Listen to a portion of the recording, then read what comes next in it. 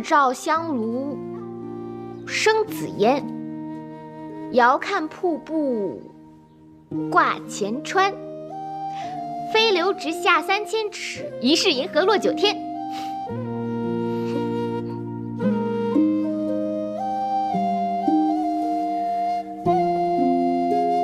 伸出来。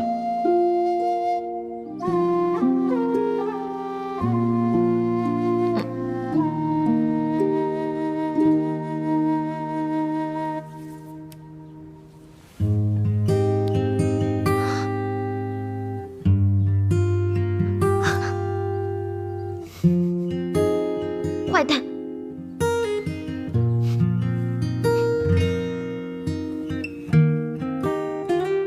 哎，包小小来了，快坐，渴，快渴！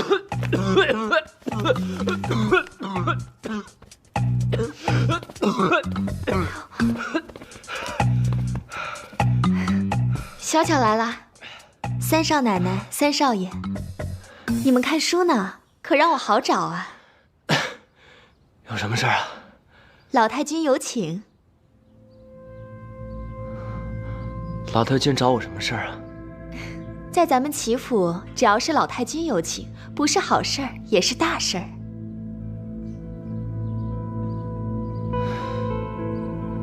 好，那你回去告诉老太君，我跟边野一会儿就来。好，那我先告退。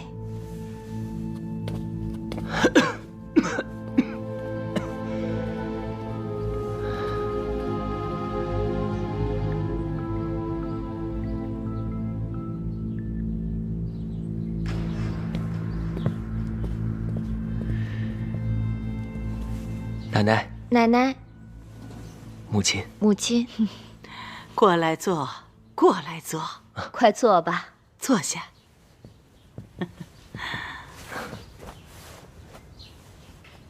冰燕呐，听说你在娘家的时候经营过18家商行，可有此事？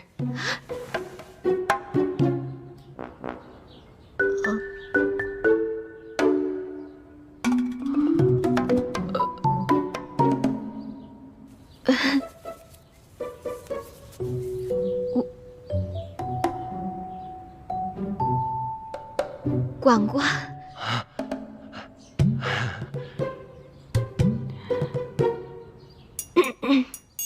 以前，我经常跟着我爹爹，看爹爹管账来着。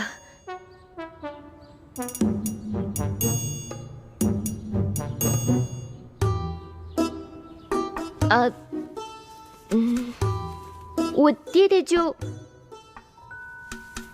让我试着管了几家，看我管得还不错，就说等我18岁之后，再让我管理几家来着？18家啊，管理18家，对，18家。然后我还没到18岁呢，就嫁到林州来了，所以实际上还没有管到18家呢。唉，已经很不错了。你一个女孩子，小小的年纪就跟着父亲管理商行。奶奶我25岁才开始管理商行。天磊啊，你这个新娘子比奶奶当年我要有能耐得多。坐吧，坐吧。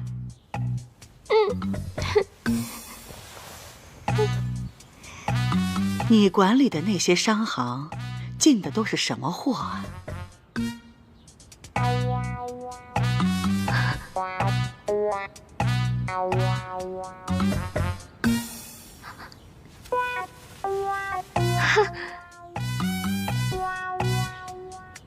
木头，都是木头，奶奶。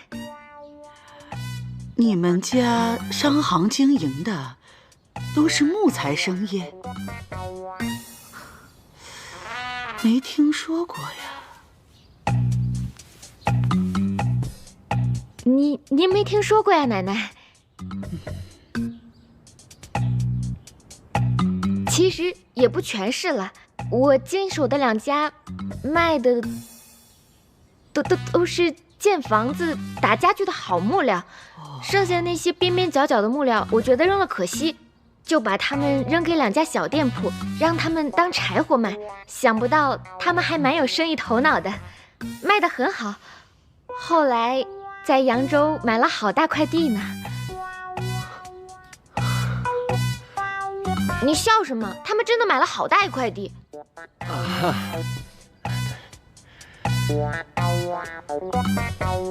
不错不错，你这个小丫头啊，还是蛮有经商头脑的。啊，对，做生意就是要学会动脑子。我们家天磊啊，身子弱，以后在这方面，奶奶可就要倚重你了。哦，对了，明天是我们齐家在林州14商行的账目会审，你就来做主持，给他们讲讲经营之道。可好？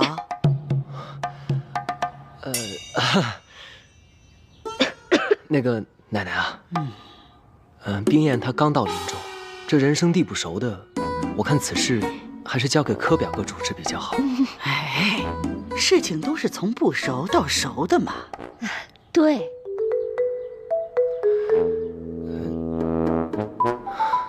奶奶，这冰燕也是刚到咱们齐府，又是年轻后辈，担此重任不太合适啊。有什么不合适的？我看挺合适的，这事儿就这么定了。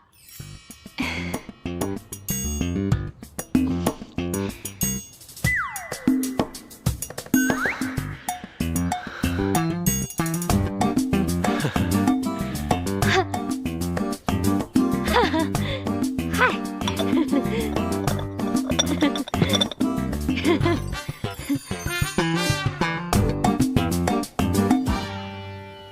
你帮我想想办法呀！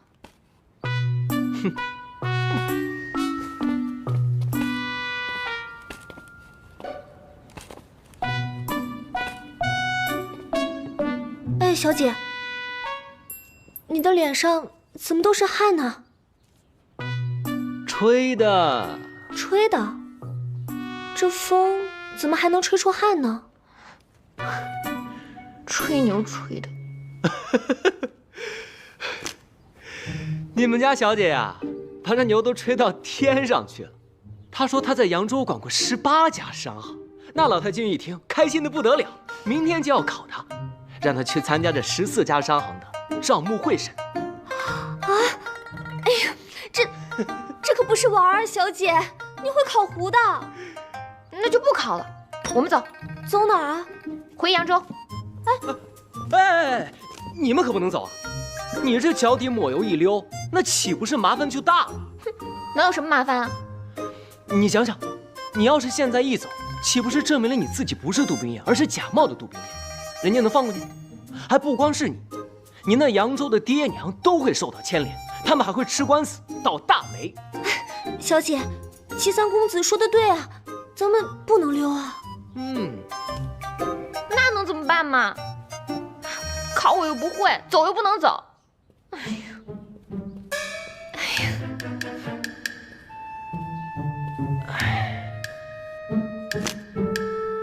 这要我说呢，就考。考？我对算账一窍不通。你不通，我帮你通不就行了吗？我自小在武馆长大，对做生意根本不感兴趣。我也不是那种爱钻钱眼的人。这话说得好啊！知我者，侠义人是扬州李玉湖李小姐是也。不过这句话可不能明天说，明天得换一个说法。说什么？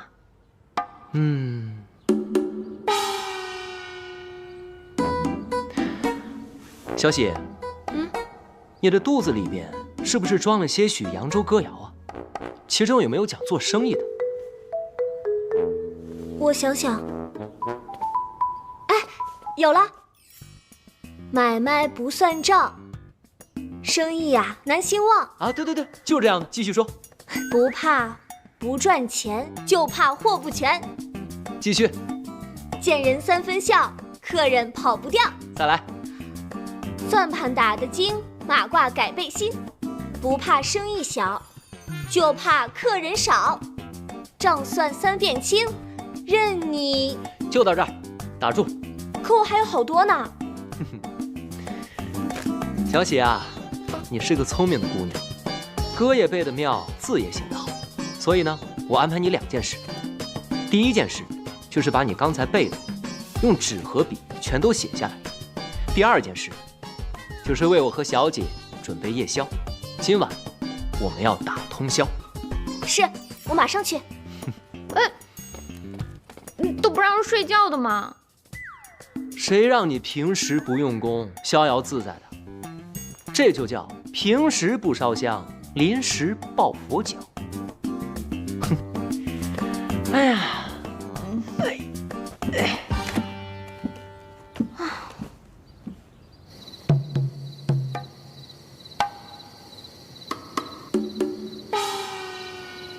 小姐，你快背呀！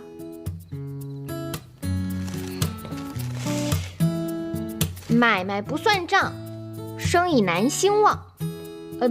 不怕不赚钱，不……哎呀，小姐又错了，重新来吧。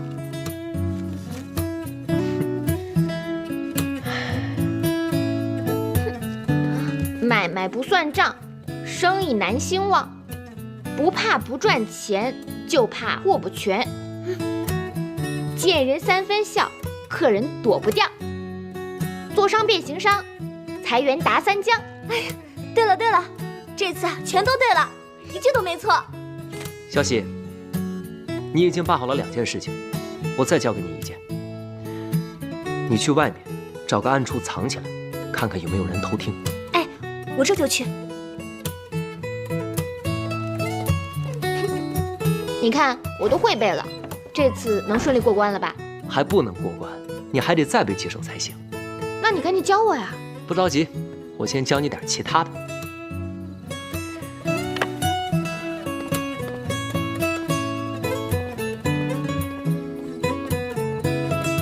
坐吧。明日你便照葫芦画瓢，按我做的，原模原样的演一遍即可。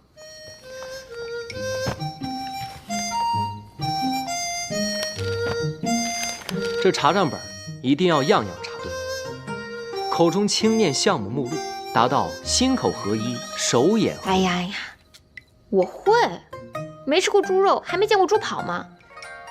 不就是要摇头晃脑，左顾右盼？做的还有模有样的，孺子可教吗？还有，我要告诉你一件事，关于齐家的秘密。咱们齐家表面上看起来有14家商行在盈利，但其中有1家是亏本的，叫做大力木材行。可是这好老太君都不愿意说，我便悄悄地告诉你，你一定要记住，叫做大力木材行。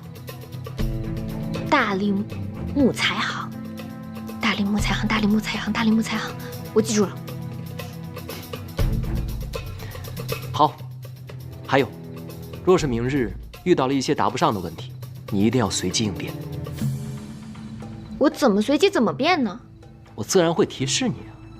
提示不就露馅了吗？不会。看好了，明日我眉毛一挑，说得很好，眼睛一闭，多说无益，左耳一动，唉声叹气，右耳一动，便夸老太君决断英明。你这耳朵真会动啊！还有，我鼻子一捏，立刻装病。装病不是你的活吗？我可不能再装病了，再装病我就欲盖弥彰了。明日只要你一见我捏鼻子，你就要装出一副要呕吐出酸水的样子，就像这样。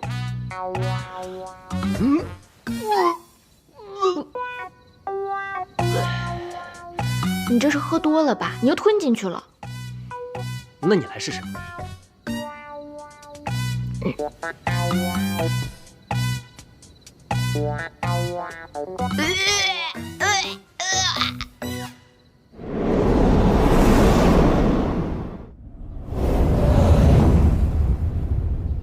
各位主管，请喝茶。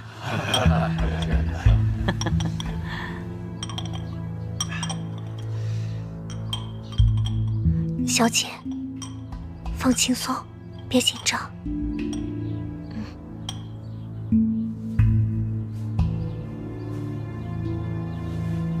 外祖母，他们人都到齐了，可以开始了。各位主管，今天我要给你们介绍一个人，她是我的孙媳妇，杜冰燕。她娘家在扬州是有名的大商户，16岁她就开始管理商行。今天特意带她到这儿来跟大家见个面，致个礼。冰燕，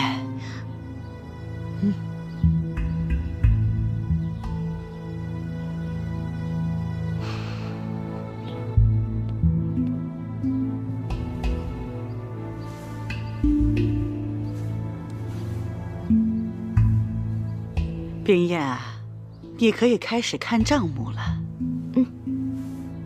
外祖母，既然表弟妹是商贾世家，誉满扬州，不妨先让她说说这杜家的经商之道，以及投资之窍吧。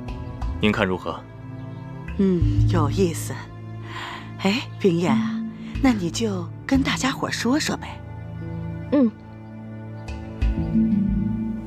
在座的诸位都是行家，冰燕在这里班门弄斧了。说到这行商之道、理财之窍，想必各位都很清楚。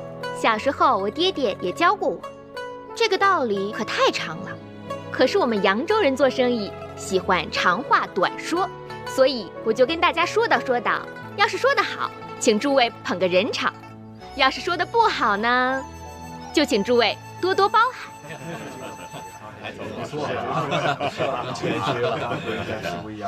说到做生意，这买卖不算账，生意难兴旺。不怕不赚钱，就怕货不全。见人3分笑，这客人啊跑不掉。做商变行商，财源达3江。果然是出口成章，是才女。飘小十里满城，共聚欢喜，相遇曲折离奇。就算这算盘打得精，马褂变背心。不怕生意小，就怕客人少。绳捆3道紧，这账算3遍才能清。这消息抓不准，买卖得亏本。好，言之有理啊！这问不烦，挑不厌，生意兴隆，客满店。一样货百样卖，嘴甜似蜜，卖得快。货畅其流，利无尽头。本大利宽，薄利多销。随行就市，水涨船高。鸡要卖叫，鱼要卖跳。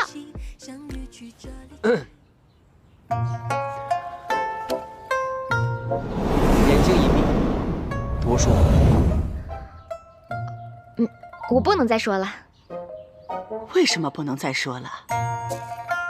奶奶，我要是再说的话，就成老太太的裹脚布一样，又臭又长了。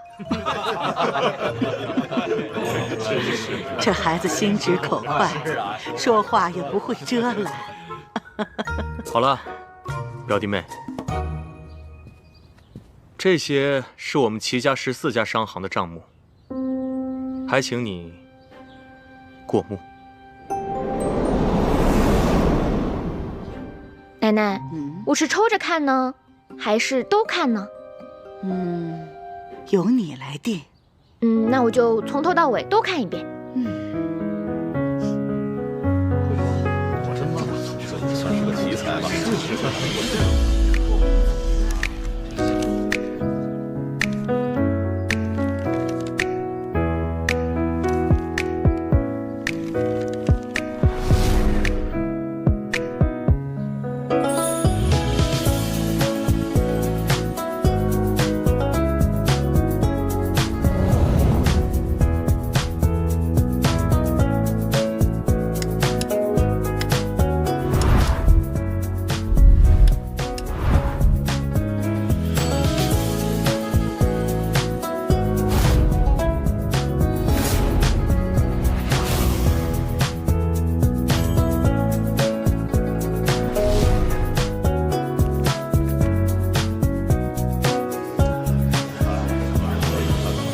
奶奶，这些账做的都挺好的，就只是有一家动了歪心思，有些弄虚作假。这丫头眼睛怎会如此之尖呢？冰燕呐，这美罗账本的旁边都有商会的名字，你刚才说的弄虚作假、动歪心思的，是哪一家商行啊？那就是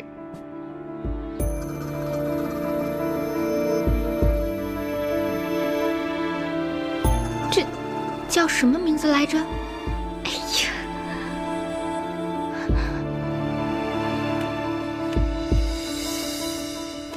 哪一家？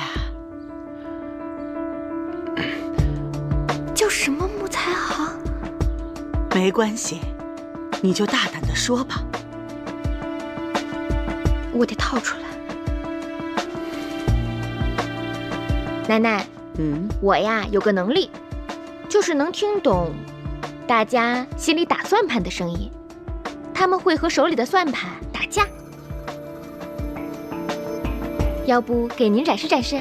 好啊，各位，咱们一起来看看三少奶奶的本事。各位大主管，算盘打起来！好，来。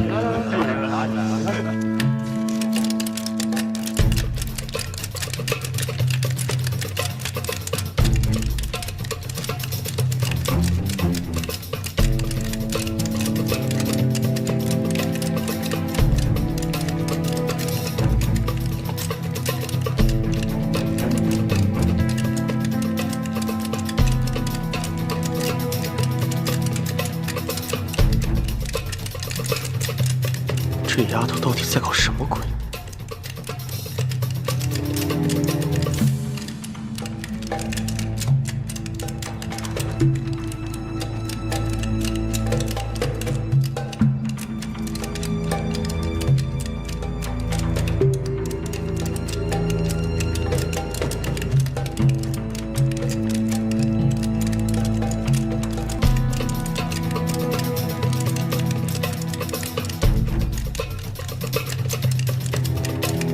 停！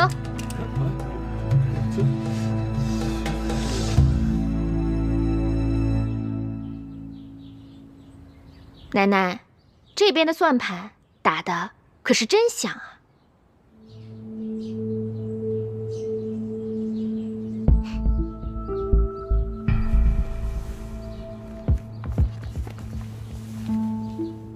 童叟无欺，生已精；诚信经营，生已兴。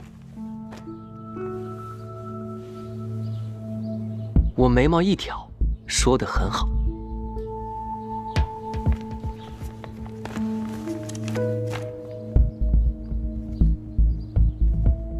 要想生意好，这账啊得算清。就是他。啊！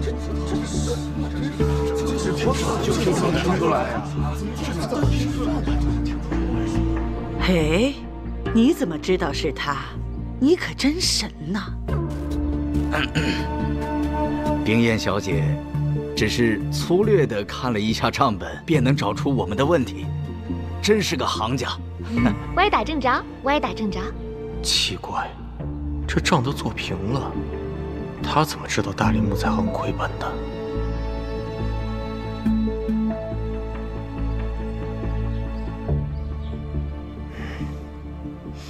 表弟妹，你果然聪慧过人，是招佩服。来，请坐。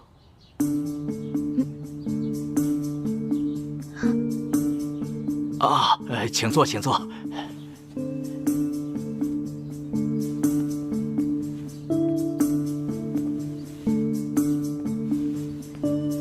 表弟妹啊，这个是大理木材行的账本，还请你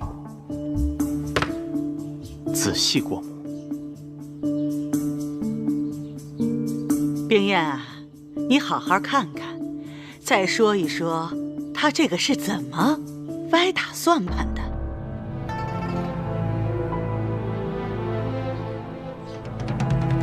该死的，怎么还不说话？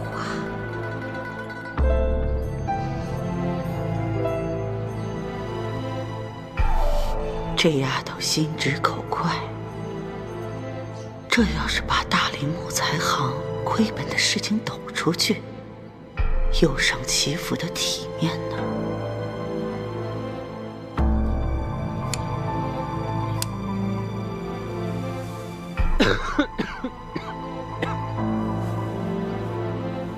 明日只要你一见我捏鼻子，你就要装出一副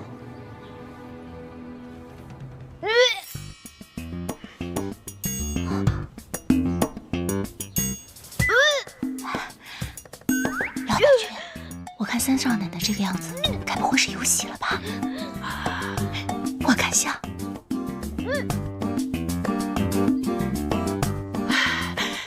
冰叶，冰叶，冰叶，冰叶！哎呀，这账不要看了，也不要再算了，你赶紧到房间去休息吧。天磊，快让他回房间休息。是，奶奶。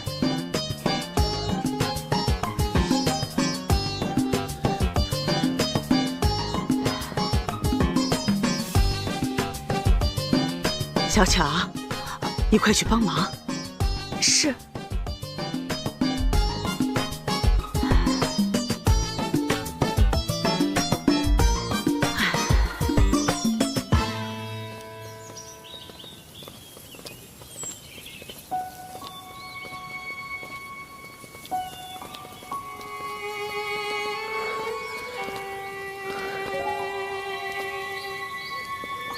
就到这儿吧，小巧，回去告诉老太君就放心吧。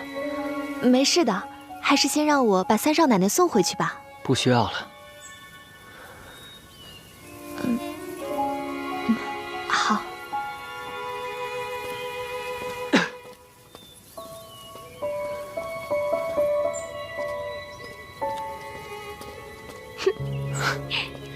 哎，这个病症可真管用。我有，奶奶就让我走了。哎，这到底是什么病的病症啊？以后我遇到麻烦就这么着。我的小姐呀，这个病可是不好时时拿来当挡箭牌的。为何？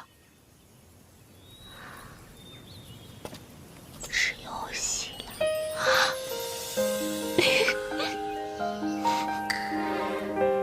齐天磊，你坏！哎，你自己吹牛惹的祸，我连滚带爬的帮你过了关，你还说我坏？你怎么不坏了？教我呕酸水。那别的病你也装不像啊。生小娃娃的女人才呕酸水呢。明白了。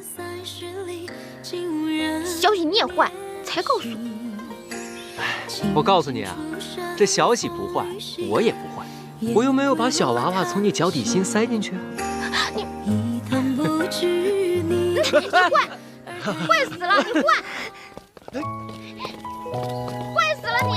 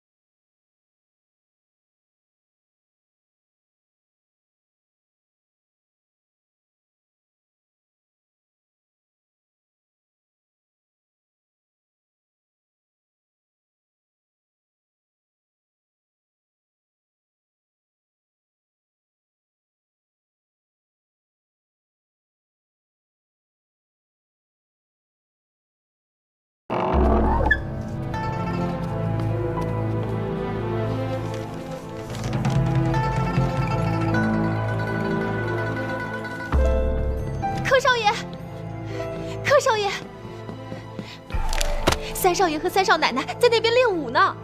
三少爷身体没病，他在练武。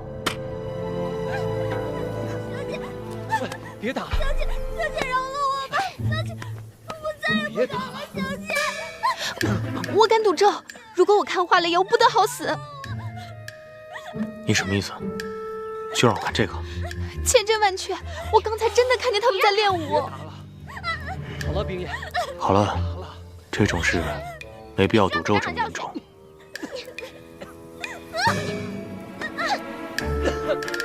好了，小乔，这件事咱不想了。以后要是再遇到这种事，还是要跟我说，记住没有？好吧。好，下去吧。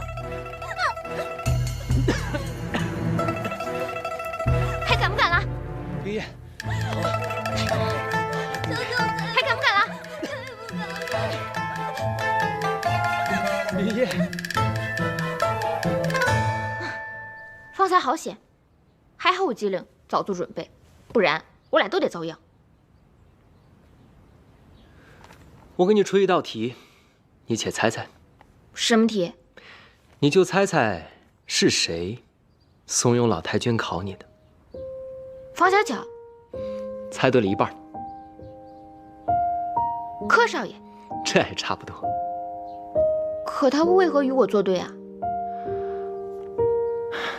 此事说来话长，你再在齐府待些时日，我慢慢告诉你。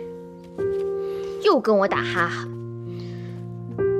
我刚来齐府的时候问你，你这是需要冲洗的病秧子吗？你怎么跟我说的？哎，这事儿一两句话是说不清楚的。反正你人都在齐府，以后慢慢告诉你。可你告诉我什么了？你什么都没告诉我，反倒是把我肚子里的话全都掏出来了。齐三公子，你要是再不跟我说清楚，我就……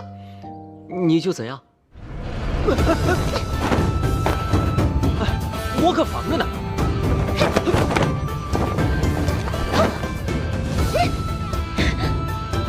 为何无病装病？好好好，那我告诉你，你先坐下。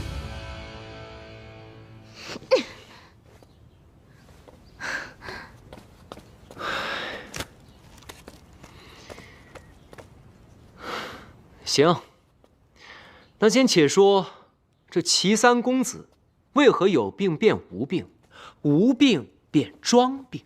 你能不能不要这么多废话，赶紧说吧。好好好，我说。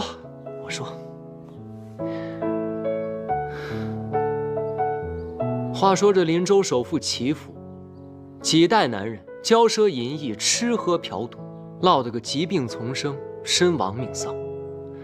老太君主持家政，只见大哥齐天祥老实敦厚，先天不足；二哥齐天放生性闲散，于是呢，就只能把希望寄托在了我的身上。老太君对我格外宠爱，让我每日待在屋中，休养生息，锦衣玉食，人参燕窝供应不绝。可正是因为这样的宠爱和骄纵，让我灵气有余，精气神不足，落了个病秧子的下场。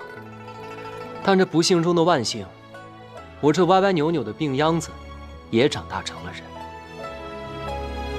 可是近几年，咱们齐府不知沾染了什么邪气，怪事不断。什么怪事？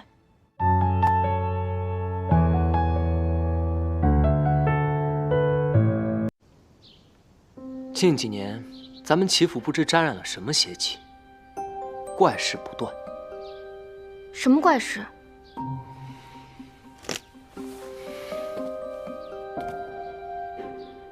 先是我那老实木讷的大哥齐天祥，精神一天比一天萎靡，原本健健康康的一个人，忽然之间就再也叫不醒了，就这么离奇的死掉了。我大哥死后不到1年，我二哥也遭遇了厄运。我二哥齐天放生性闲散，但并不娇宠，身子骨比我还强出了许多。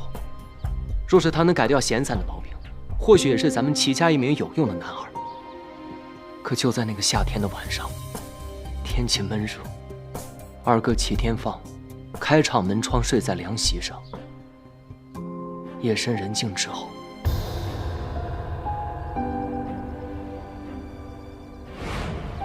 我二哥便中了蛇毒，不治身亡。这太蹊跷了，好端端的祈福，为何有这种毒物？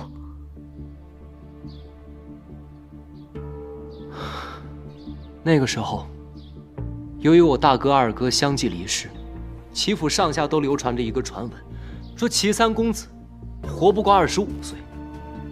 那时的我被吓得心惊肉跳，寝食难安，我便病上加病。再后来，后来怎样了？万念俱灰，我就觉得自己是一个被困在金笼子里面的病鸟。我便找了一天，甩掉了所有的丫鬟和仆人，一个人逃到了城池外的荒郊野岭。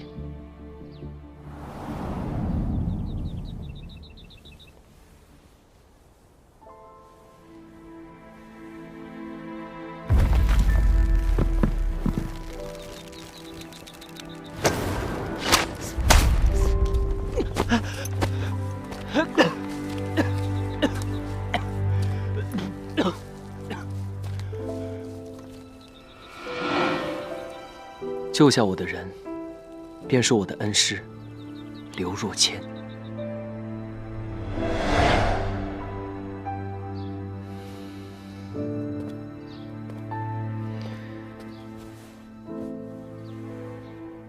师傅将我带回了齐府，带到了奶奶面前，说我还有救。奶奶便将他留到了齐府，他便成了我的师傅，还传授了我一身武功。这么说起来，你还真是不容易。想起以往，恍如隔世。恩师就是我的再生父母。你这从有病到无病，我是听明白了。可是从无病到装病，其中缘由你还没告诉我呢。恩师来了府中半年，对咱们齐府的情况洞若观火。他告诉我，钱财对于穷苦人家来说，那是救命生存的根本；可对于咱们齐府，那是催命的毒药。别看这亭台楼阁、碉楼玉柱，这齐府里面的人早已变身豺狼，杀心四起。师傅还告诉我，要我韬光养晦，装出一副大病未愈、时好时坏的样子，方可让豺狼掉以轻心。那你就不能求求你师傅帮忙，将豺狼绳之以法吗？冰冻千尺，非一日之寒。此人在齐府隐藏极深，若想抓住他的把柄，还需等待时日。我看你们这齐府，根本就没什么好待的。那你是想回扬州去了？你们齐府就是泥塑的金刚，外头看着亮，里头黑得很。我李玉湖迟早要回去的。那你是想把杜冰燕给换回来？那更不可能了。冰燕姐姐就是个文弱女子，又不像我一身武艺，什么都不怕。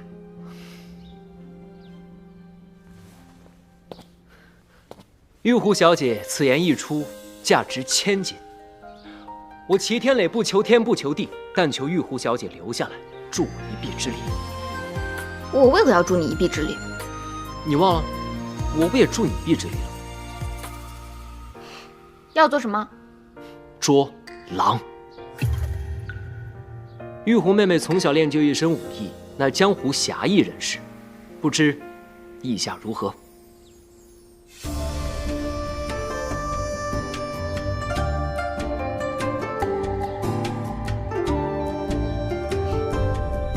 本小姐答应你。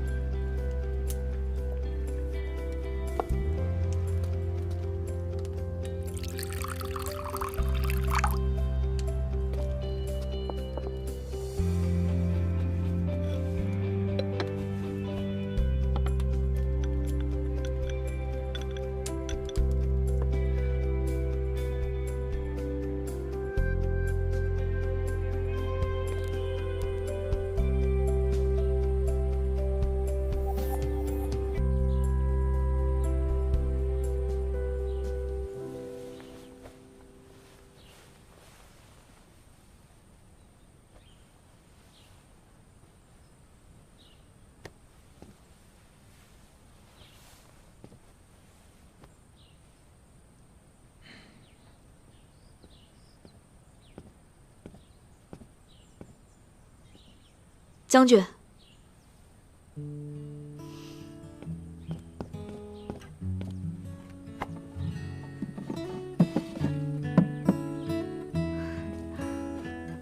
将军，该喝药了。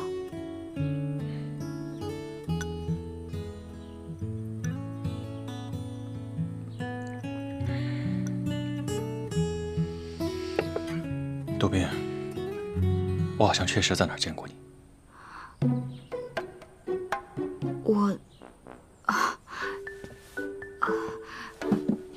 将军，我不是说过吗？那天您得胜回营，您在马上，我在马下。不对，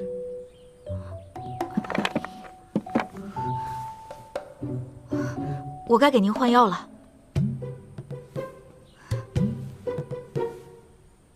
我帮你。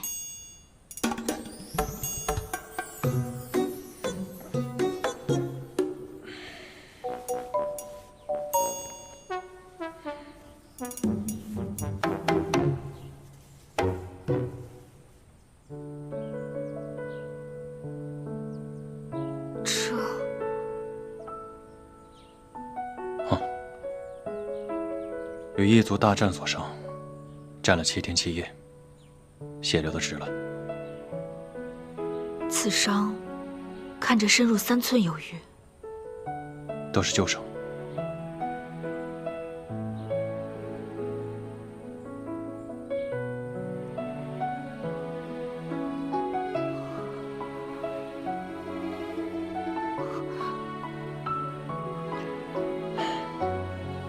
这是被昔日战友所出卖，没防得住背后的暗箭。将军为国为民，将自己的生死置之度外，实在令人敬佩。没想到你一个小小的药童，竟如此深明大义。我之前也读过几年书。哦，我该给您换药了。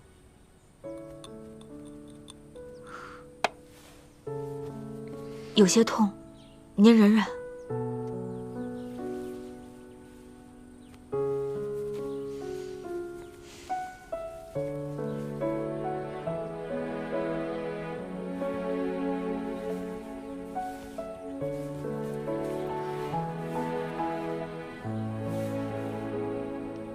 师父再三叮嘱过，说箭疮难愈合，尤其是您这带毒的箭疮，就更难愈合了。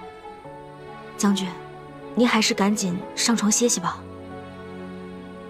好，我帮您把衣服穿上。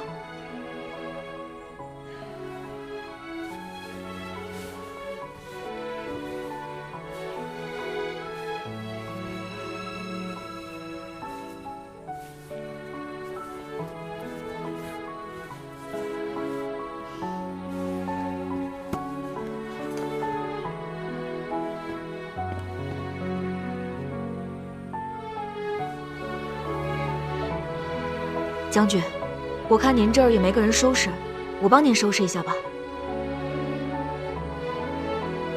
好。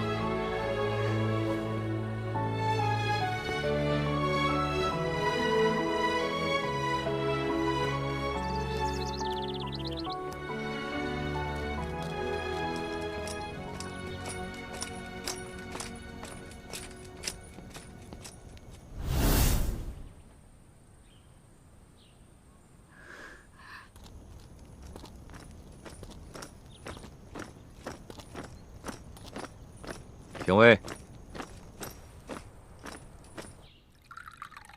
你刚才说将军已经去世过2任妻子了，到底是怎么回事？第一个夫人好像是难产而死，当时母子俩都没保下来。第二个呢？第二个夫人好像是随将军一起远征西南边关，长途跋涉，突然中疾不治而亡。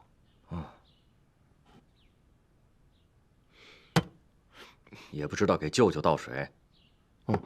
我刚才没倒。我问你，袁将军那逃走的女子，袁将军就没有派人去追过吗？将军天天打仗那么忙，哪有功夫管这事儿？大哥说了，人家小女子不愿意就算了。评委，日后你要多向袁将军学习啊！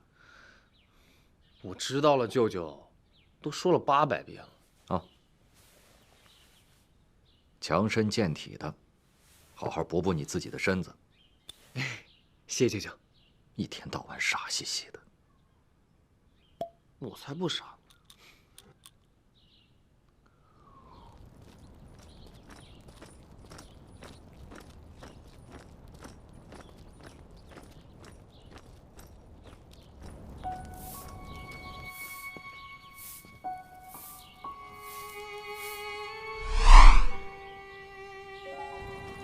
这是怎么回事？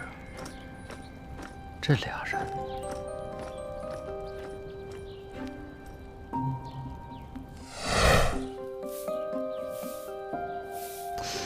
不对，这瞧着是个女的呀。杜宾，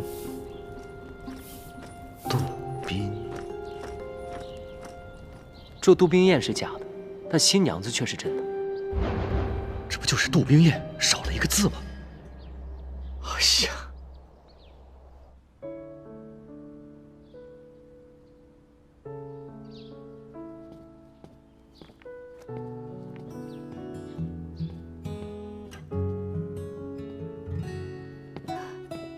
将军，该用膳了。这么多好吃的。将军，你中了箭毒，有些发物不可乱吃。我呀，特地选了一些温补的食材。快来尝尝。差点忘了，你的伤还没好，还是我喂你吧。不用。啊？我堂堂将军，怎可如此？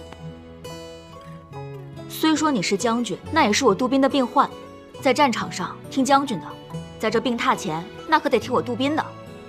还是我来喂你吧。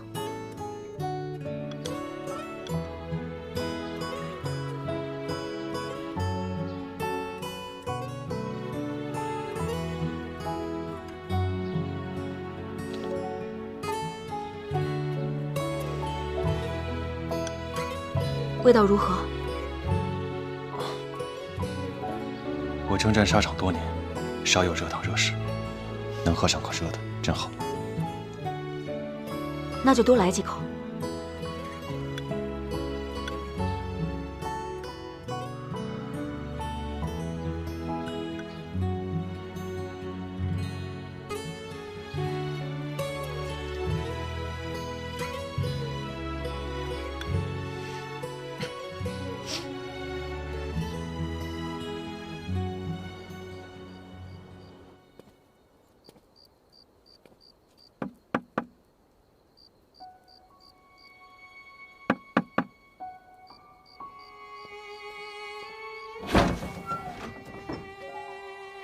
小乔姐，你怎么来了？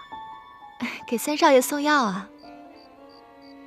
哎，等一下啊，少奶奶，小乔姐来给三少爷送药啦。三少奶奶，这药已经熬好了，得让三少爷亲口喝下去，老太君才能安心呢。他已经歇着了，交给我吧。你去歇着吧。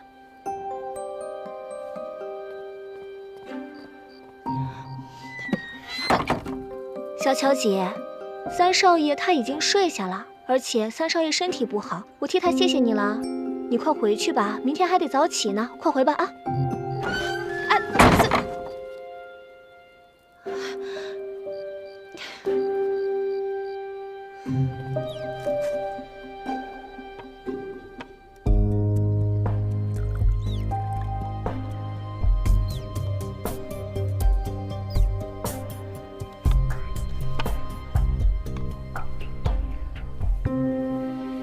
他们就是天天喝这药，才命进黄泉的。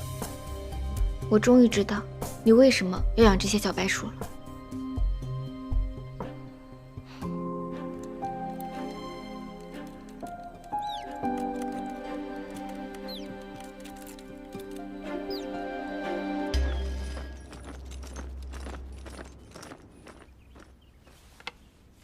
记得1日1剂。来，杜宾。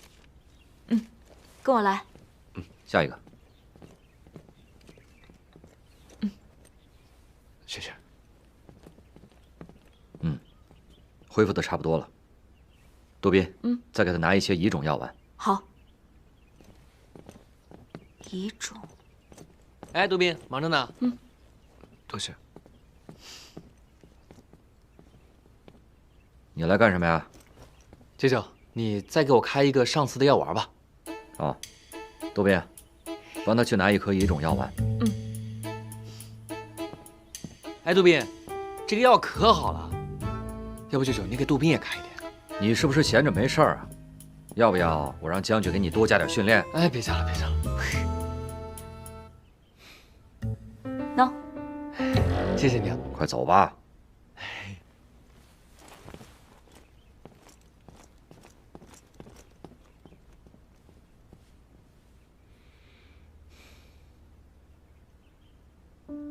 杜宾。来坐。哦。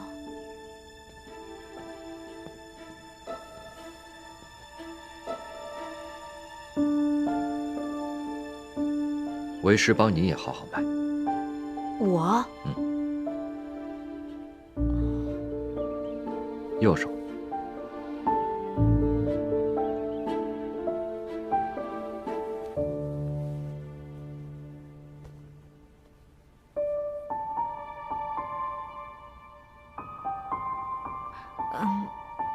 师傅，我这……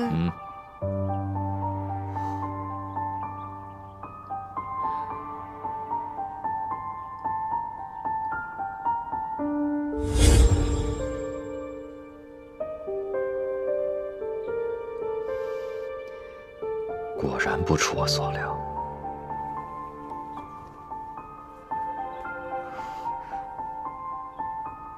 一会儿我给你下个药方，你回去无人的时候再看。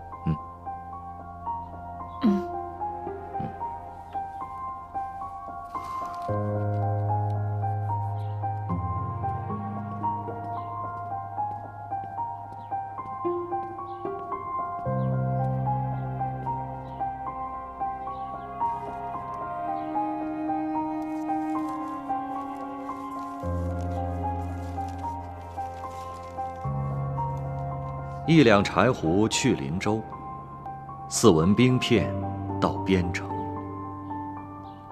淑女乔装入军营，主将帐内巧应承。严酷军规莫忘记，大义丧命万不能。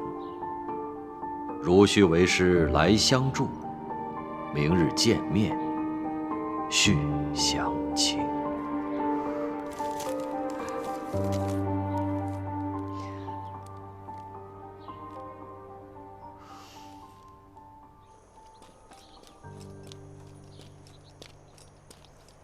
杜宾，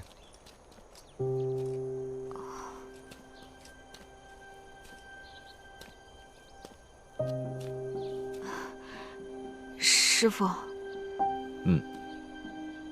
为师帮你开的药不难吃吧？不难吃。师傅，我悬壶济世救过许多人，杜宾，就你这点小病，师傅保证帮你治好。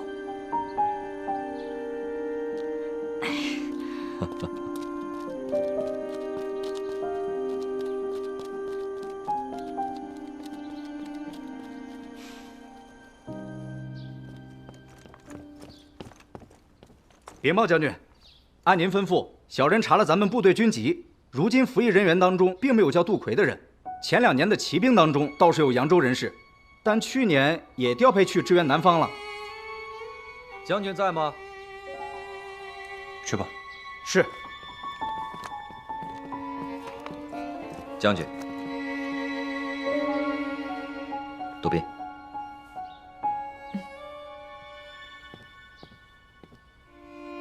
将军，我来帮您看看伤口。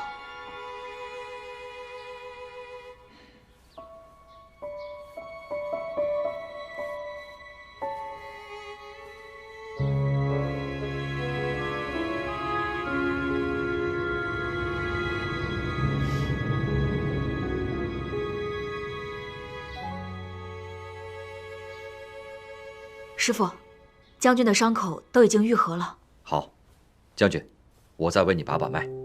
刘先生，请。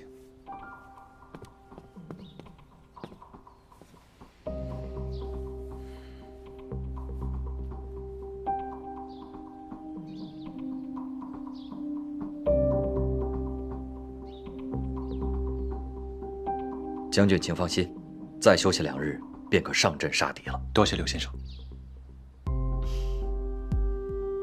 杜宾。哦。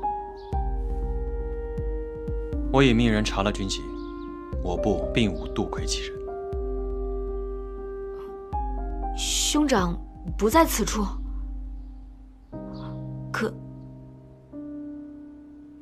可当年……不知你来军营意欲何为？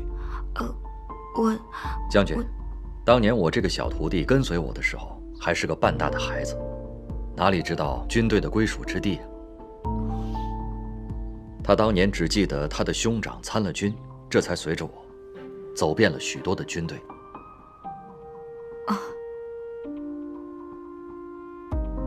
原来如此。大哥，大哥，敌军又来叫阵了。又来叫阵，而且这次出来的都是骑兵，恐怕是要冲营啊！替我准备战袍。且慢，今日不可上阵杀敌，崩裂的伤口很难再愈合。刘先生，等不及了，评尉，马上调派100名弓箭手上阵御敌，我去观察敌情。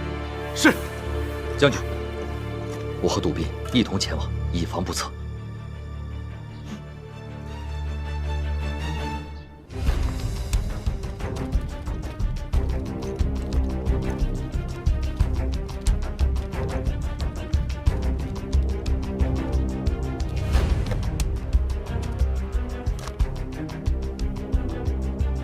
将军，敌军已经教营2天了，他们前面是骑兵，后面是步兵，看样子是要冲营啊！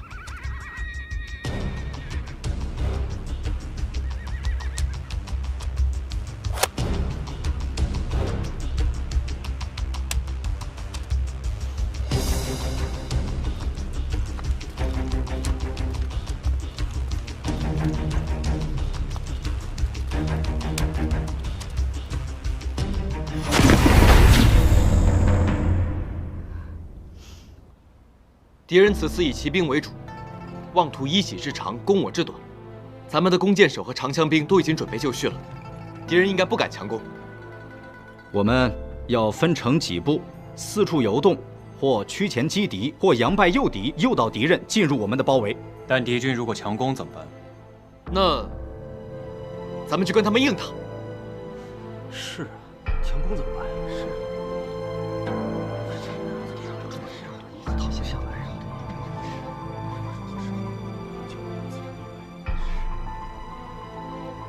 还有吗？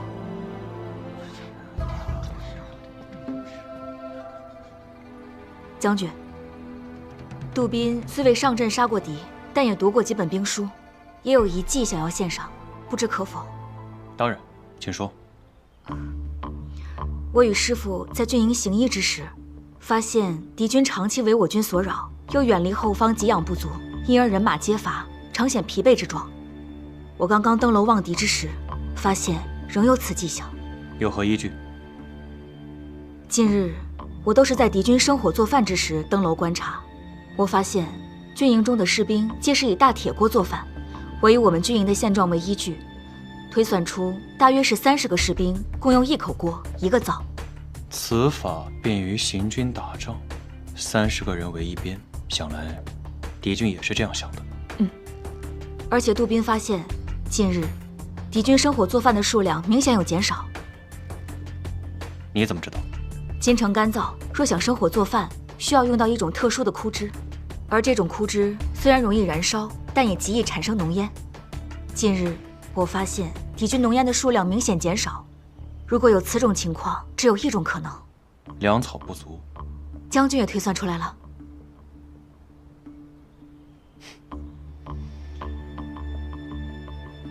观察入微，心思缜密，做得好。那针对此番军情，你有什么计策吗？我想，既然敌军的士兵都没得吃，那他们的马匹定然也是饿着肚子的。既然如此，我们不妨把我军刚刚煮好的黑豆发给最前排的每一位士兵，当敌军策马而来之时，将黑豆倒洒于地上。不是，杜宾，敌军马上就要攻进城了，你还要把人家喂饱，这是什么馊主意？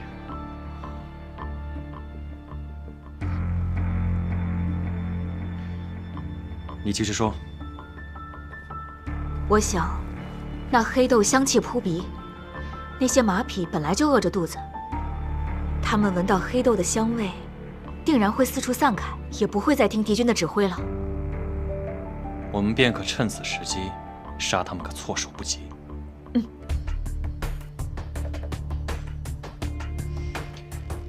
听令，在。按照杜宾说的，去准备。遵命。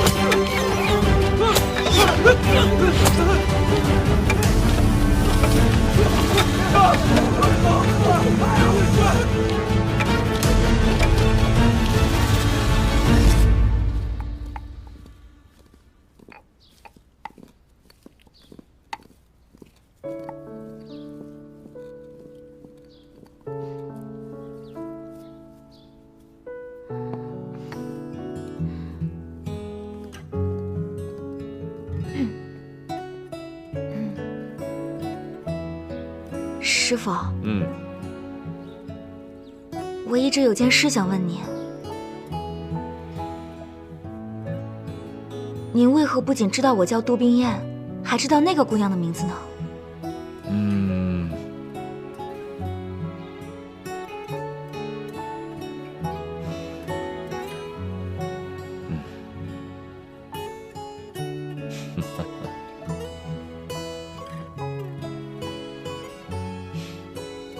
其实啊，为师什么都清楚。扬州杜家的杜小姐本来是要嫁给林州齐府的齐天磊，那荆州的原部区本来要迎娶的是扬州李府的李玉湖。两位小姐同天出嫁，同上花轿，同时进入了仙女庙，情急之中拿错了盖头，上错了花轿。师傅，您怎么什么都知道啊？那是因为师傅掐指会算，人送外号刘半仙。师傅，冰燕真是三生有幸能成为您的弟子。从今往后，我还要跟您学医、学剑、哦，学武功，更要学这占卜之法。哦，你这是要把师傅毕生绝学全都学去啊？就算是师傅的亲女儿，师傅也未必都会传给她。哎，那师傅，不如什么？收我做干女儿吧。好一个聪慧的干女儿！干爹在上，请受女儿一拜。嗯，来，冰燕。其实师傅呢，并非什么高人。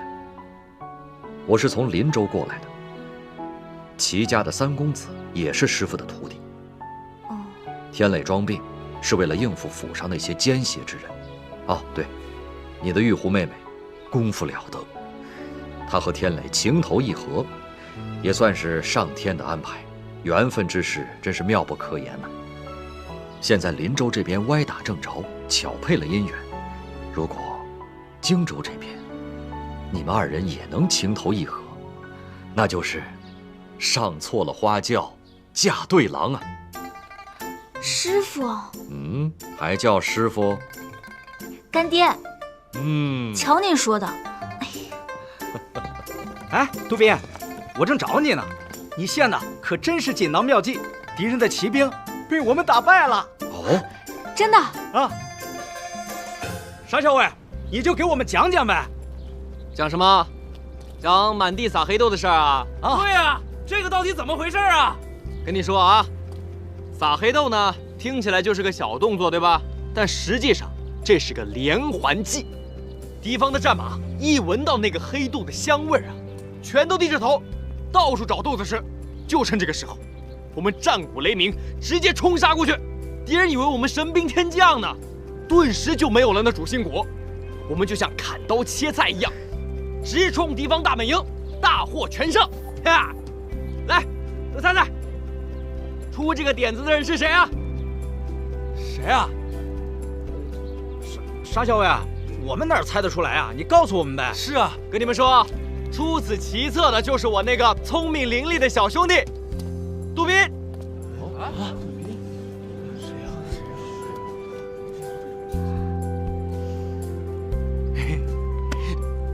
哎，大哥来了。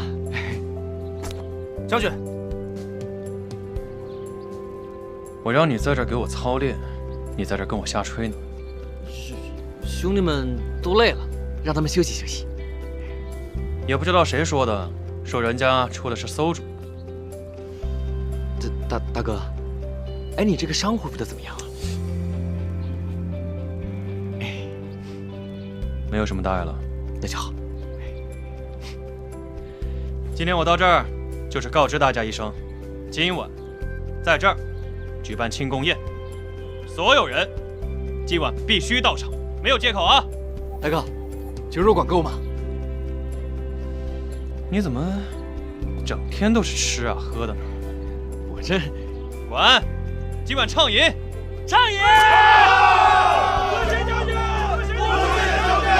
多谢将军！多谢将军！多谢将军！多谢将军！多谢将军！多谢将军！谢谢大哥！多谢将军！继续吹吧。吹完赶紧让他们回去休息。行。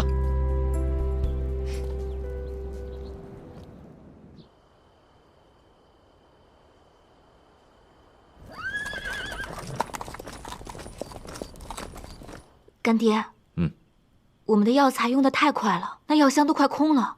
您说这可怎么办啊？近日我回林州去采购一些药材，顺便正好去看看玉狐和天磊的情况。对了，干爹，你等等我啊。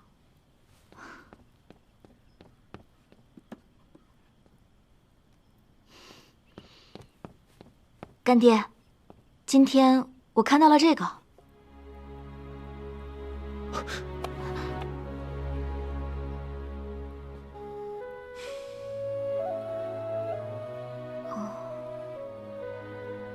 干爹，这是何物啊？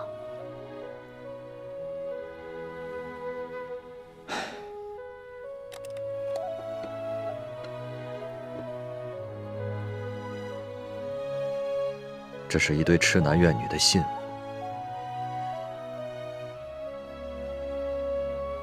我有位师兄叫做风彻，医术十分高明，当年救助了很多病人。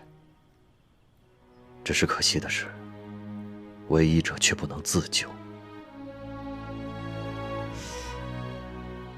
那这朵莲花为何只有半朵？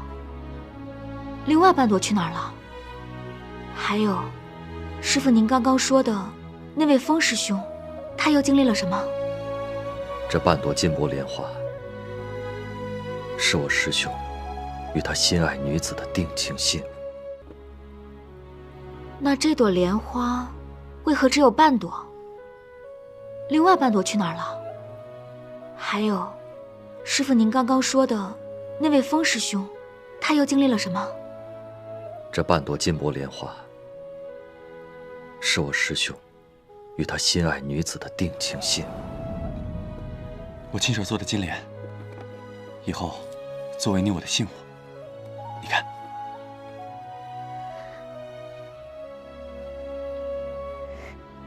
喜欢吗？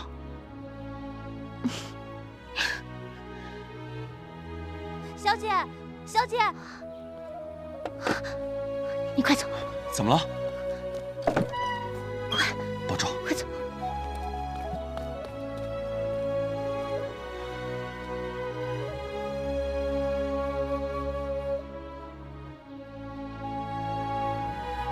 快走！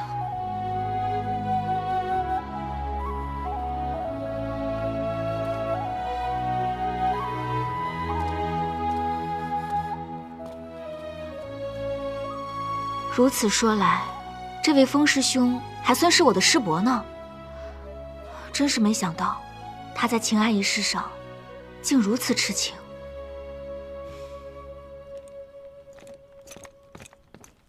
二位都在，将军命我来请二位过去呢。将军说此战获胜，全靠二位鼎力相助。今晚将军在营中设宴，犒劳有军功的将士。谢将军，我们马上就到。好。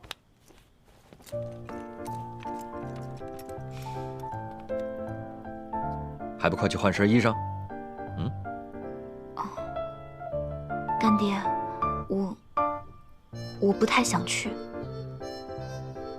啊，干爹明白了。你是在想，你立了大功，将军一定会让你喝酒，你却不胜酒力，怕露了马脚，对不对？那好，干爹自己去。多谢干爹。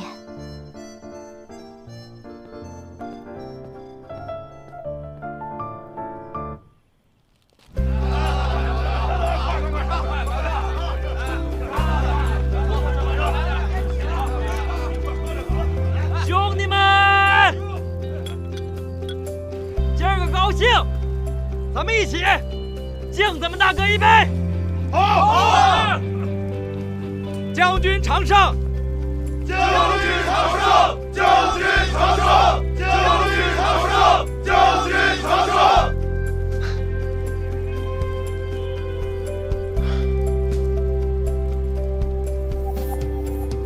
兄弟们，大丈夫手握利刃，沙场冲锋陷阵，方能换回身后百姓的安宁，不冤不屈。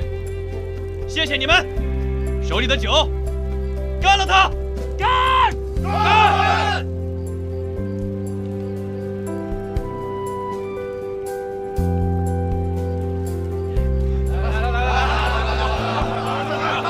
来，哥几个！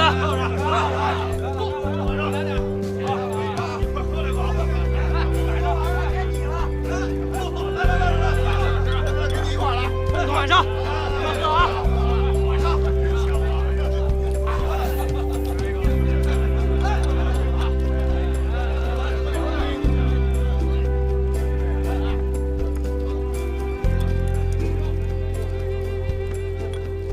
将军有心事。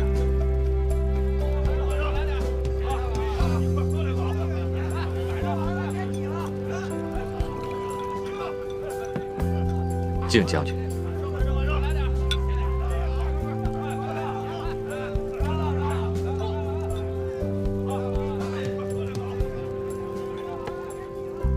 禀位，凳子来了。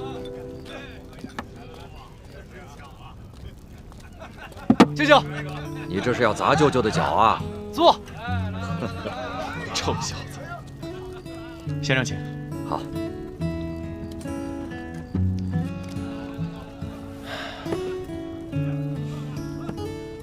先生，今儿你那徒弟没来，真挺遗憾的。本来还想好好奖励他一下。我这小徒啊，今日有些劳累过度，身体有些不适，我让他回去休息了。你这徒儿啊，怎么？黑豆妙计，令人拍案叫绝。这孩子还真是聪慧过人呢。不但聪慧，而且乃性情中人。为兄长，只身入荆州，为救济士兵，殚精竭虑；为将军，也是用尽全力。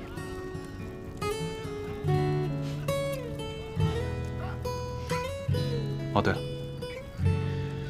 明日我书信一封给其他军部的将领，让他们查一查麾下士兵的军籍，帮杜宾找一下兄长，要让他们两兄弟早日团圆。谢将军。将军也是有情有义之人，只是想到，如果杜宾找到了兄长，就会随兄长一起离去。我这当师傅的，也的确有些不舍。怎么？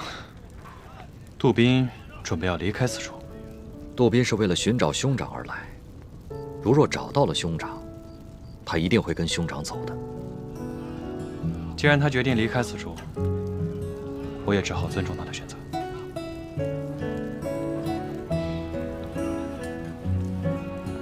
来，将军。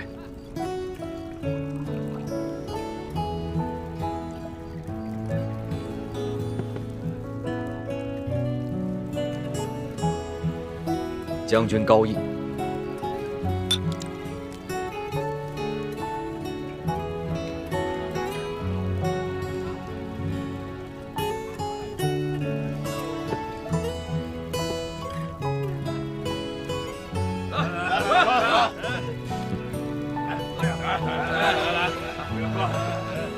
再来！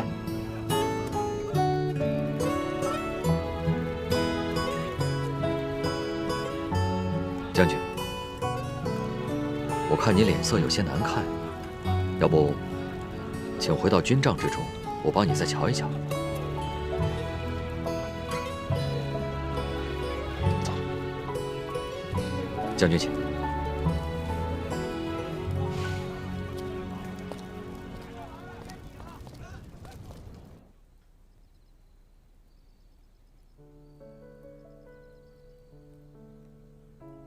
将军这箭伤已经好得差不多了，这脉象也是平稳有力。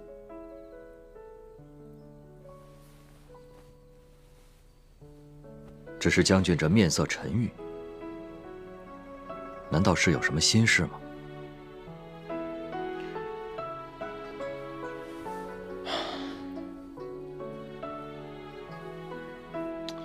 我第一次见到杜宾的时候，我就觉得他特别面熟。我问他，他跟我说我们在教场见过，我在马上，他在马下，可我知道不是那一次。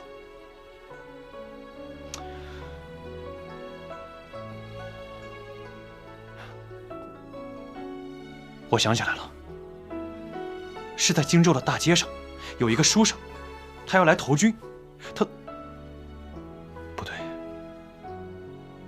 那个书生好像比他要高一点，岁数也要大几岁。将军，杜宾是和我一起来的边城，我敢肯定地说，在这之前，你从未见过他。可我一见他，我就觉得面熟啊。我有个谜语，如果你能猜得出谜底的话，缠绕在你心头的迷雾就散开了。先生，请说。雄兔脚扑树，雌兔眼迷离，双兔傍地走，安能辨我是雄雌啊？杜宾是个女的？嗯。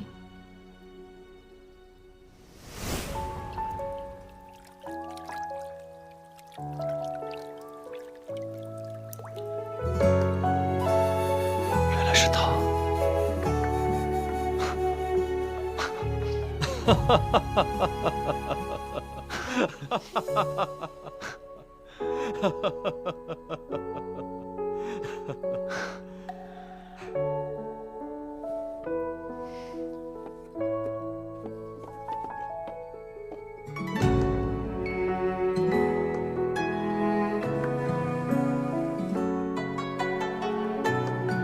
将军，这条丝巾就是她的。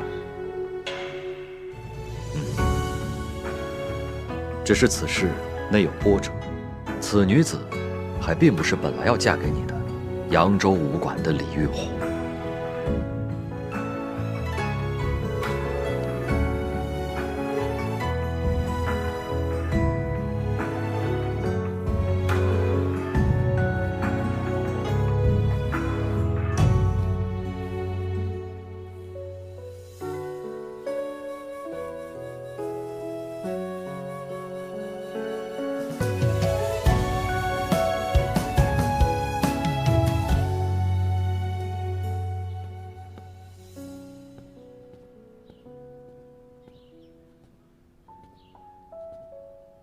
将军，该换药了。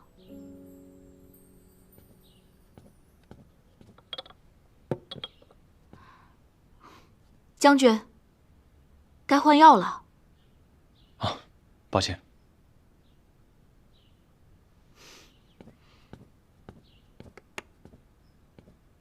将军写什么呢？这么入神。你看看。关关雎鸠，在河之洲。窈窕淑女，君子好逑。杜宾，你帮我看看，这字儿写的如何？哦，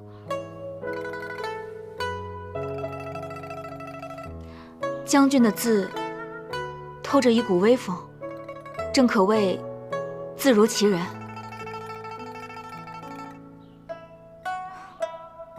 只是不知将军为何要写这两句？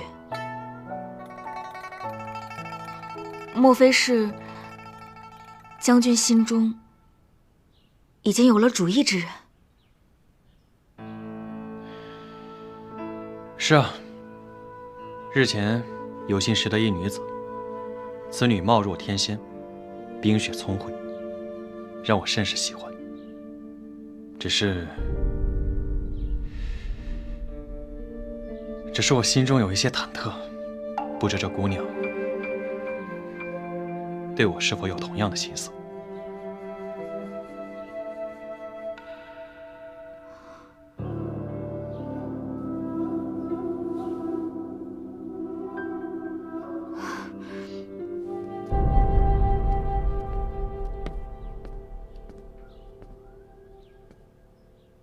将军，你何须忐忑？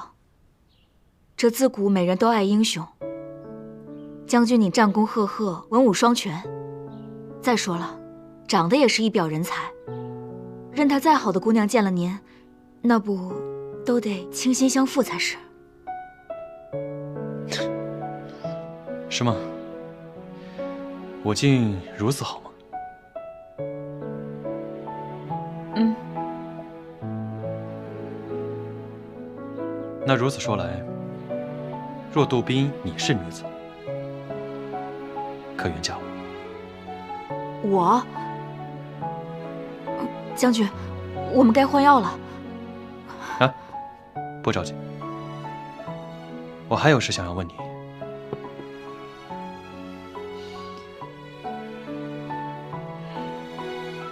杜宾，你向来心思细腻，正好你帮我想一想，我该如何向那女子表明心意？哦，这种事我也不太清楚。但是我想，只要是真心实意，那女子便一定会欢喜的。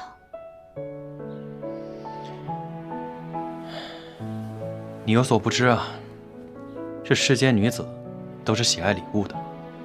那正好，我把那女子的画像拿来给你瞧一瞧，帮我看一看，该送何物做礼。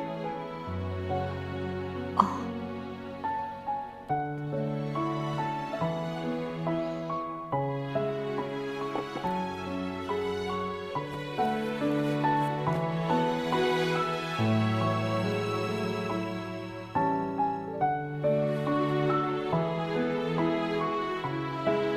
打开看看。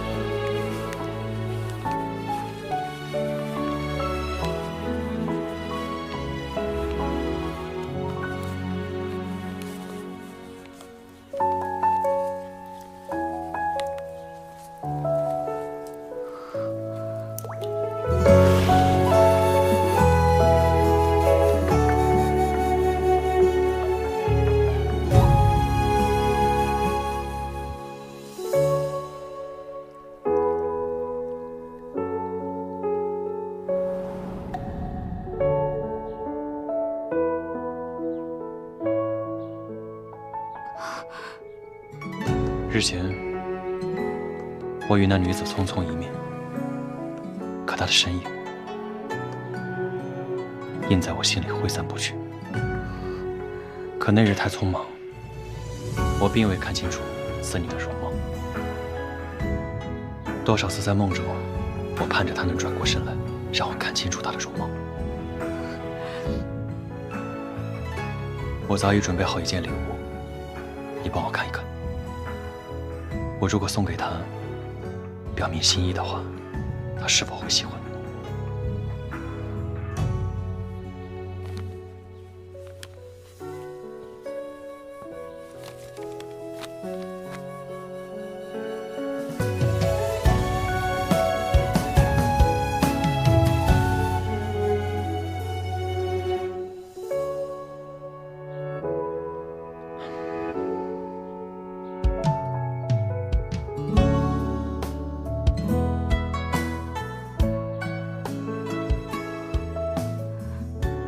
这是将军夫人的私信。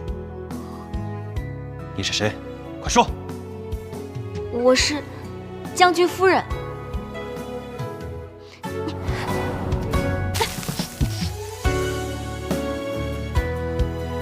礼当还给将军夫人。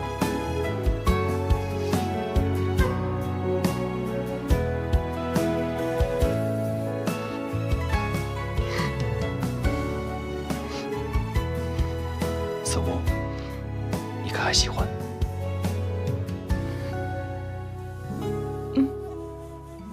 将军，我很喜欢。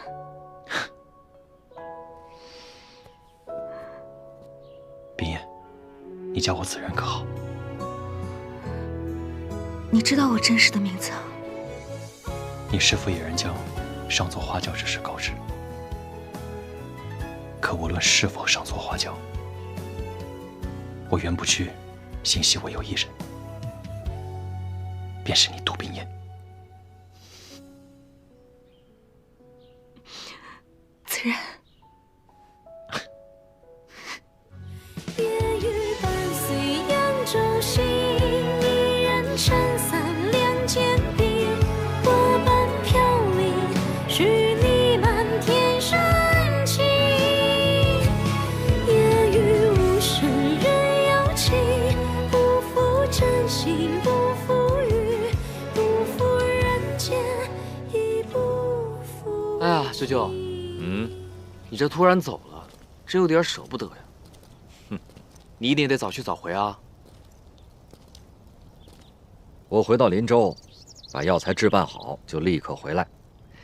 行医云游四方，照顾百姓固然重要，但别让舅妈一个人待在家里，独守空房啊！你小子就爱胡说八道。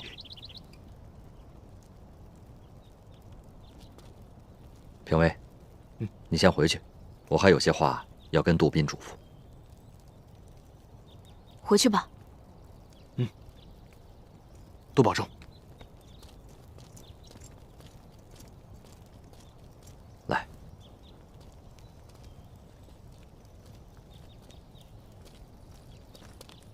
我回去之后，你一定要照顾好将军，谨防他的剑伤复发。还有，要切记，你自己做事要处处小心，千万不能让任何人知道你是女儿身，君贵难为啊！干爹，你放心吧，我自己会小心的。对了，干爹，我这有遗物，麻烦你到了林州之后，帮我转交给玉狐妹妹。一定。干爹，一路平安，照顾好自己。走。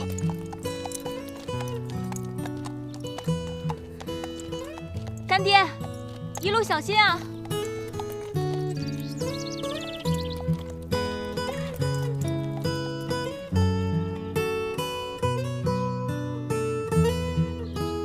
也不知道这三少奶奶打的什么主意，日日都往老太君院里跑，这哄得老太君高兴得不得了，逢人就夸三少奶奶孝顺，那好东西更是流水似的往姬昌新院搬。现下这三少奶奶的尾巴都要翘到天上去了。小巧啊，这尾巴翘不翘不重要，重要的是如何抓住这只尾巴，才是要紧的。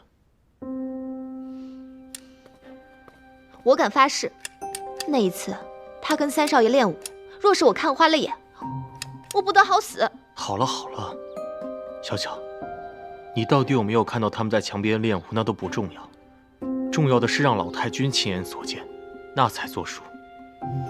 你日后要多留点神，倘若他们再露出任何蛛丝马迹，你务必要抓住。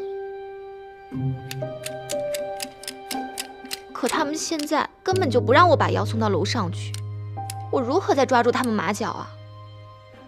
况且，近来三少爷面色红润，可能我送去的药，三少爷根本没喝。巧巧，以后也许可能大概这种话，就不要再说了。反正三少奶奶来了以后，这三少爷就来了精神。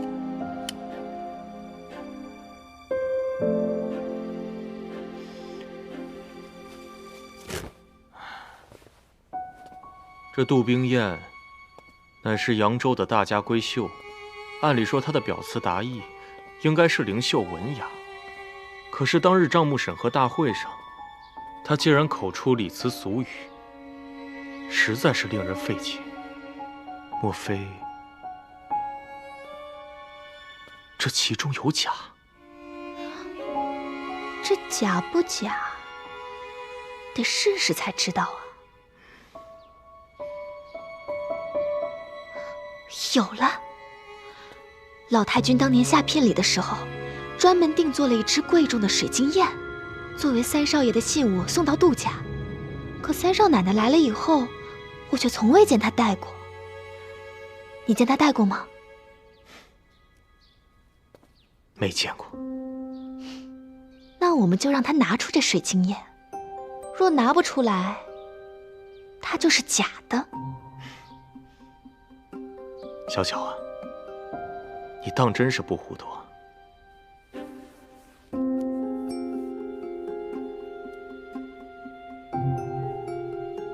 你这主意是极好的。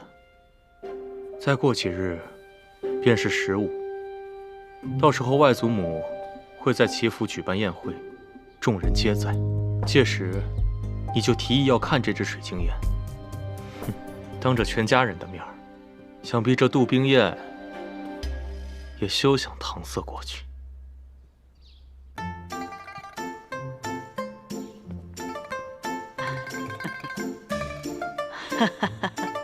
虽说上次冰燕怀孕一事是个误会，但是你们呀也不能放弃。那我先预祝咱们冰燕能早日有好消息，燕娘能早日抱上重孙子。好，好，好，咱们一起喝上一小杯。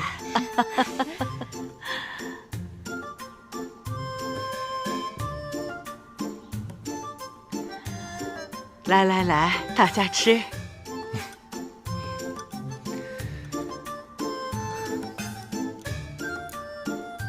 来，冰燕。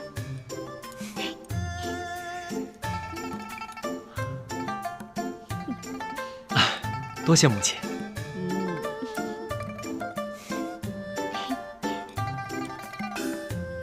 冰燕啊，你穿这身红花雪青的衣服，真漂亮。冰燕，这可是老太君特意为你定做的，还不赶紧谢过老太君？多谢奶奶。哎，俗话说呀，这佛要金装，人要衣装。你们看看，她穿上这件衣服，真是光彩照人呐！哎呦，那还不是您老人家眼光好啊！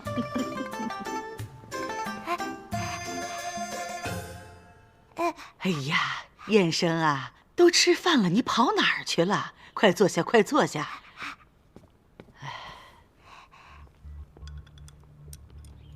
吃吧，吃吧。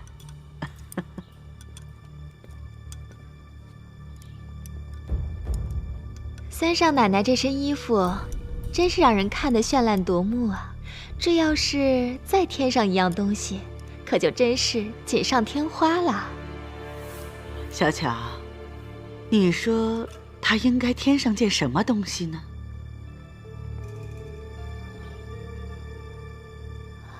这件东西啊，是现成的，就是那年下聘里您找人专门定做的那只珍贵的水晶燕。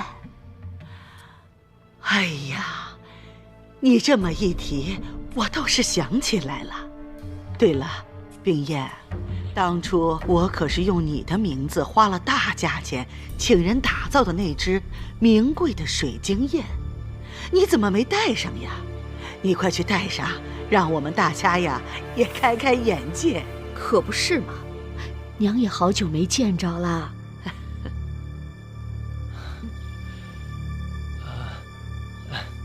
奶奶所言极是，我这就与冰燕回房去拿水晶燕。好，好。母亲，我们去就回。去吧。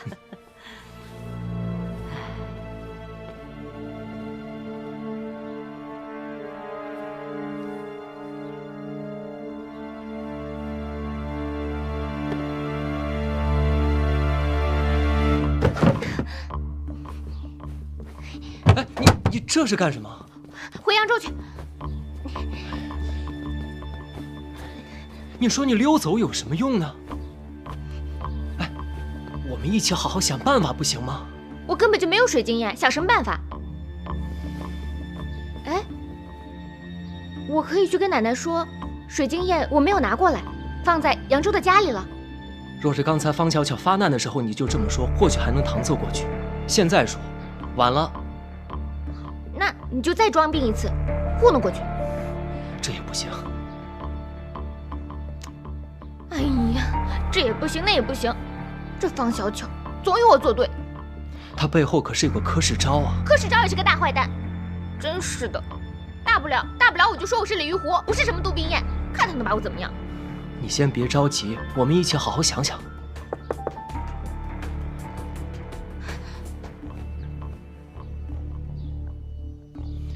进。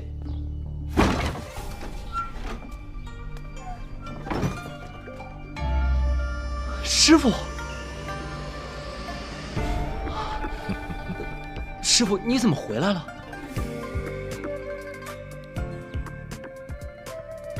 我这次回来有一件十分重要的事情，我在荆州遇到一个人，是真正的杜冰燕。他让我把这份礼物要亲手交给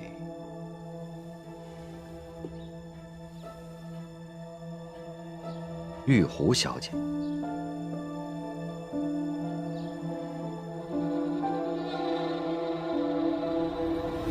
交给我。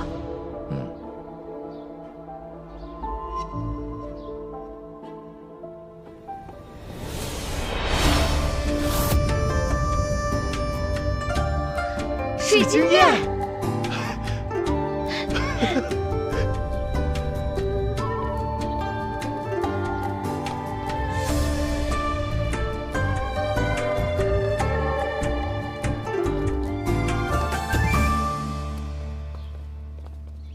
这个柯世昭3番5次为难我们，这次就让他竹篮打水一场空。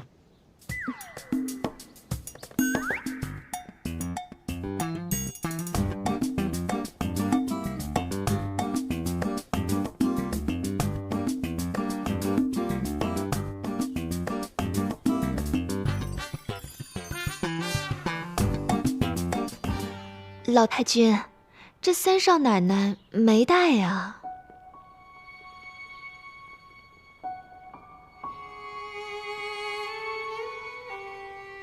冰燕，你的水晶宴呢？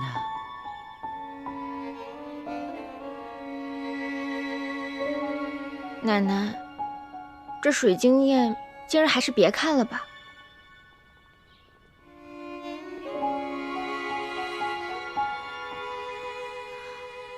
老太君，这水晶宴是三少爷和三少奶奶缔结姻缘之物。您瞧，这大伙儿都等着沾沾这水晶宴的喜气呢。可不是嘛，冰燕，你为什么不愿意带出来让大家看看呢？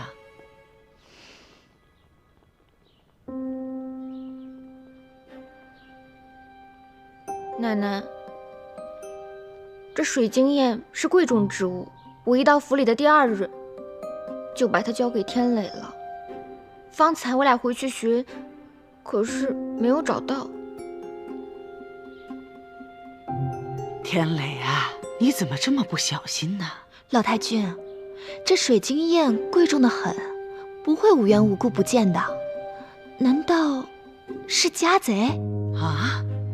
依我看，若真是家贼，这三少爷院里的丫头小厮可就都得换一换了。巧巧，丫头就不用换了，我院里面也没有家贼。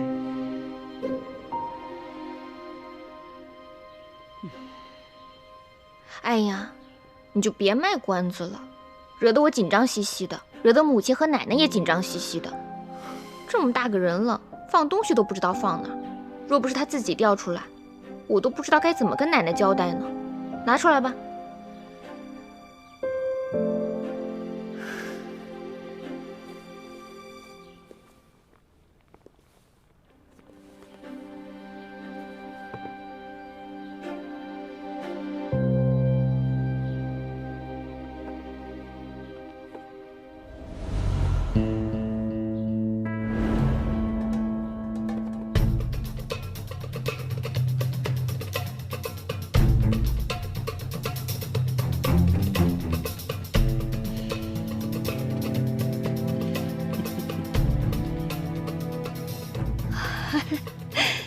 哎呦，老太君，你瞧，还是那么精致。对了对了，就是这只燕。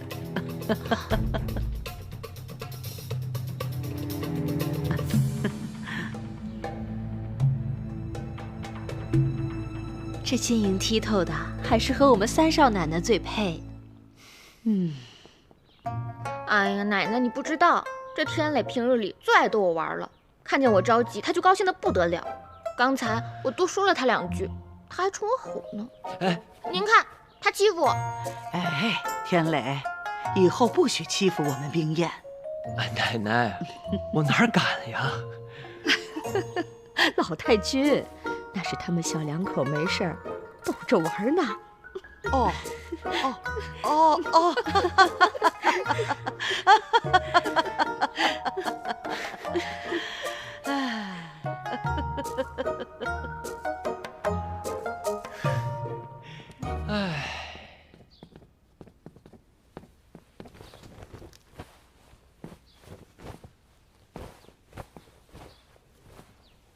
你这是要走？走。我们好不容易顺利的闯过了这一关，为何你还要走呢？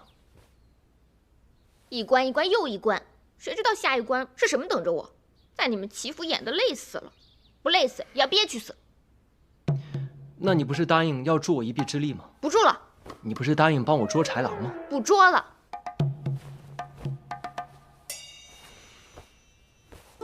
好，那你准备什么时候走啊？我想什么时候走就什么时候走，管不着。好，那你决定要走，我也没有办法。要走，便早些走吧。好在老太君想的周全，已经替我物色好了另一位女子。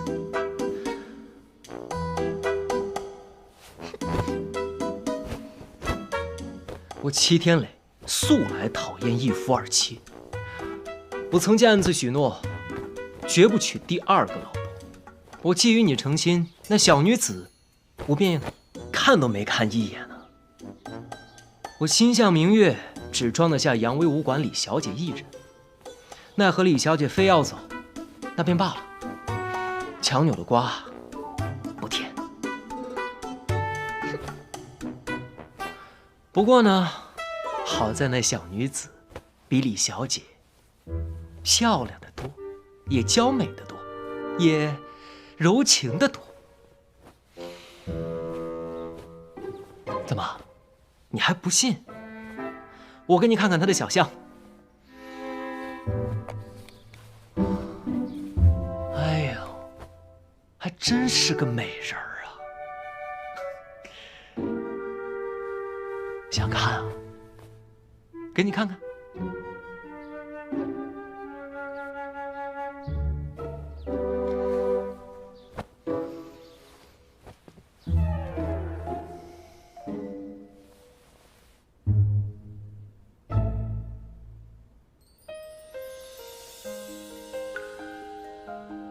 怎么样？是比李玉虎要漂亮得多吧？讨厌。鸟语花开春空尽，为一缕香追影。别走好吗？一色流烟30里，竟无人念心。我不要什么大家闺秀的小女子，我只要李玉虎。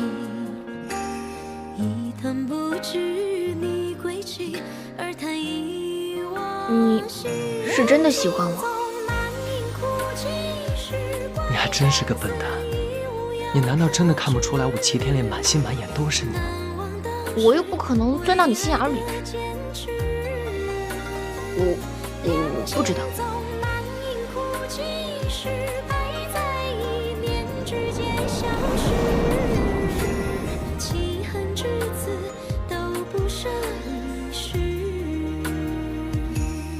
以此为证。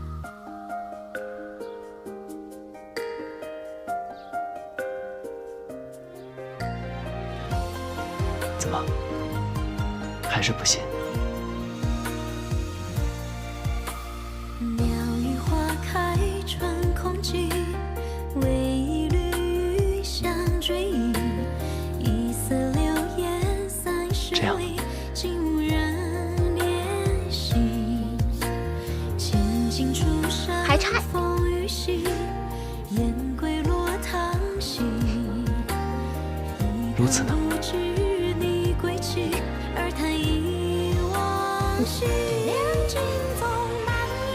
既然你信了，